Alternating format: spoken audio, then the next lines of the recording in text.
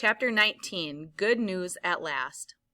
One day in October 2011, my father called me over to show me an email he'd received.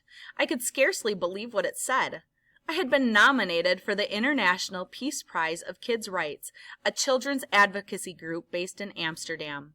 My name had been put forward by Archbishop Desmond Tutu from South Africa, one of my father's greatest heroes because of his fight against apartheid. Then another email arrived. I was invited to speak at a conference on education in Lahore. The chief minister there was starting a new network of schools. All children would receive laptop computers. He was awarding cash prizes to children all over his province who did well in their exams. And to my surprise, he was also giving me an award for my campaign for girls' rights. I wore my favorite pink shalwar kameez to the event and decided that I would tell everyone about how my friends and I in the girls' high school had defied the Taliban edict and continued going to school secretly. I wanted children everywhere to appreciate their education. So I said I now knew firsthand the suffering of millions of children who are deprived of an education. But, I told the audience, the girls of SWAT were and are not afraid of anyone. I had been home barely a week when one of my friends burst into class one day and announced that I'd won another prize. The government had awarded me Pakistan's first National Peace Prize. I could hardly believe it. So many journalists descended on our school that day. It was a madhouse. I still hadn't grown an inch by the date of the award ceremony, but I was determined to be seen as authoritative nonetheless. When the Prime Minister presented me with the award, I presented him with a list of demands. Okay, think about that for a minute.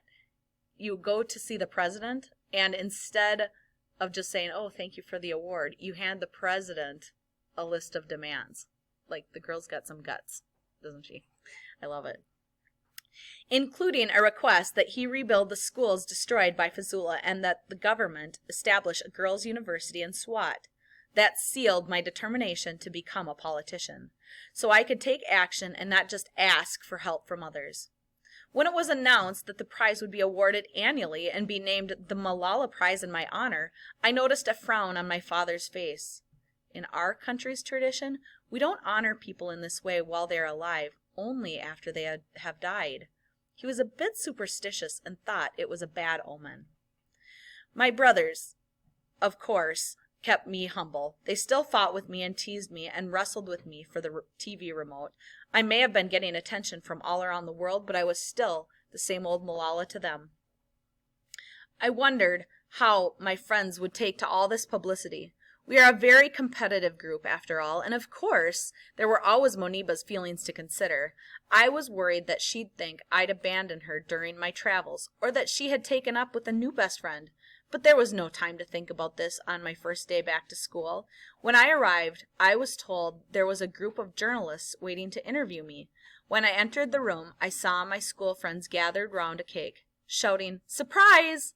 They had taken up a collection and bought a white cake with chocolate icing that read, "Success Forever."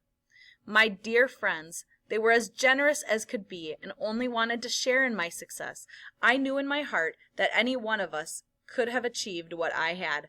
I was lucky that I had parents who encouraged me despite the fear we all felt. "Now, you can get back to your schoolwork," Madame Mariam said as we finished our cake. "Exams in March."